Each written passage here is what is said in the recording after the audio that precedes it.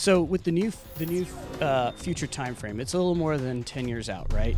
Year 2025. I think it conjures up all kinds of imagery of what this is. But make no mistake, this is Call of Duty, and it has to be grounded. The kinds of things that are going to be available to the soldiers in the battlefields of the future are going to be things that we might even have a hard time comprehending today. But make no mistake, they're either on the boards, drawing board at DARPA, or they exist in some other format. And as technology progresses, they'll become available on the battlefield. And you're going to have a lot of new tools and weaponry at your disposal.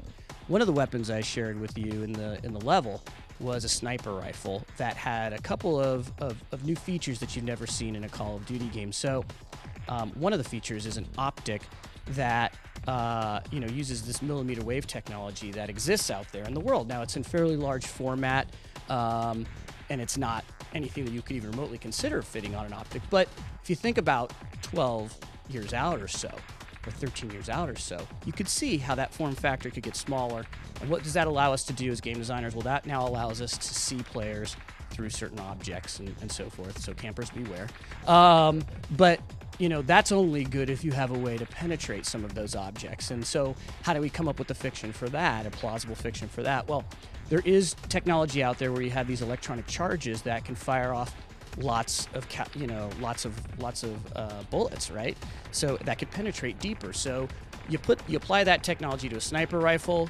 Of course, it's a game balance thing because then it's suddenly a very powerful weapon, but you have to hold down and charge up that sniper rifle and get enough caliber weaponry behind it to impact the surface so that you can penetrate what you're seeing behind it. In Los Angeles, there's a sequence where you're going to come upon a VTOL that you can actually take over and fly. So you're going to be flying it through Los Angeles, and you're going to be taking out the enemy. And at some point, you're going to take off in that VTOL and fly it. But not only just fly it, you're going to be using all the caliber weaponry on it. You're going to be launching missiles and firing the high round caliber machine guns that are attached to it. So you're not just targeting and shooting at something. You're also flying it, but it's done Call of Duty style. It's not a simulation.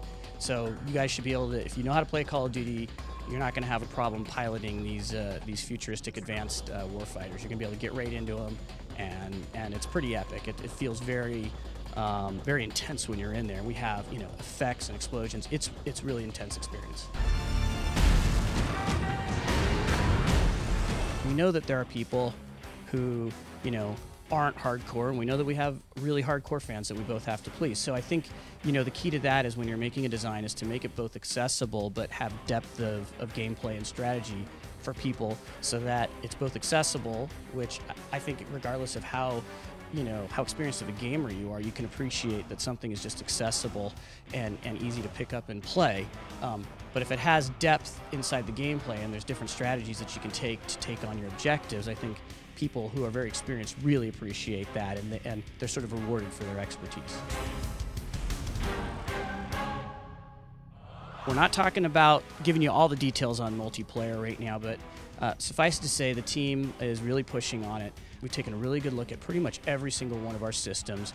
We've stripped them down and we're building them back up, whether it's the create a class systems or other systems in the game. We're taking a look at those things, and it'll become more clear and more apparent as we show you what we mean when we reveal multiplayer.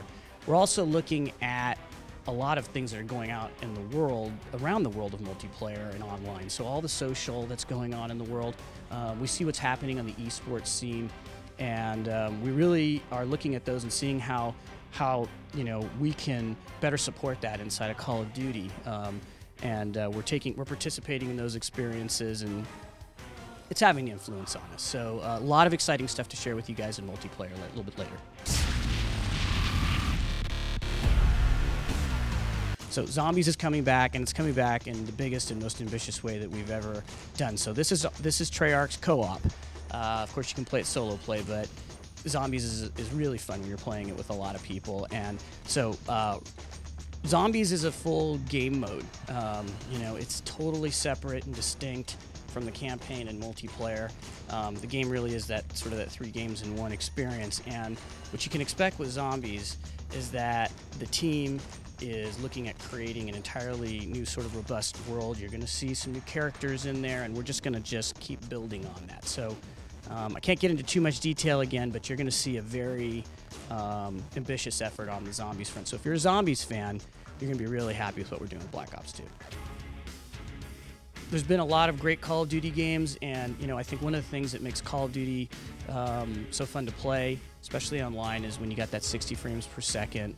The controller feels, you feel very connected for what you're playing to what's going on the screen.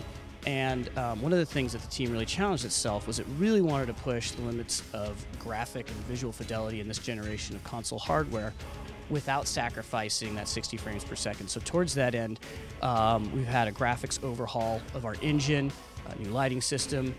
So while there's a lot of new technology that's helping us achieve that new visual fidelity and that leap in visuals that players are going to experience, there's also a lot of tools and artistic techniques. Our artists have been working in this generation of console and this engine for a long time, and they've developed their tools and their techniques, and they're just, we have entirely new techniques of allowing us to make these worlds look more rich, have more diversity, have more effects, at greater resolution. There's just a whole lot more going on inside the worlds that we're creating now, and I think the fans are going to be excited when they finally get to see it.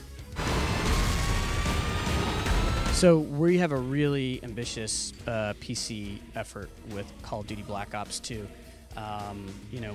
We've been continuing to push to support Black Ops, and we've learned a lot about what's going on in the PC world. And I think PC players are going to be really excited to see the kind of online work that we're doing. So, for example, the team has been working ever since Black Ops on advanced anti-hack techniques, anti-cheat techniques, which are so important, keeping the online game, fun to play. And you're going to get to see some of those rolled out inside of Black Ops 2. The game looks spectacular. Of course, if you're playing it on the PC, you can go to higher resolutions. If you've invested in your rig, there's going to be a payoff there too. So if you have DX11, you're going to be able to get the benefits of that. But it'll also scale down and look really great on lower pieces of hardware. So, we're doing a lot more in this game, so there is going to be a little bump up in that minimum spec, and while we're not announcing what that is, there's a little bit of a bump there, but you're going to get a lot for that, and there's still just a tremendous range of PCs that this is going to play on.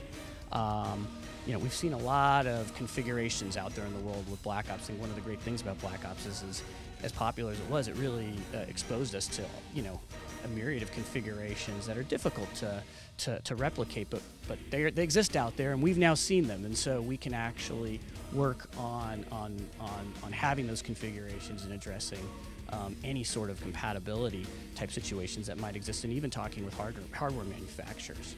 With Black Ops 2, I can neither confirm nor deny the existence of a Wii SKU. Right now we're just talking about the Xbox 360, the PS3, and the PC SKU. Call of Duty Black Ops 2 is coming to the Xbox 360, PlayStation 3, and the PC, and it's coming out on November 13th.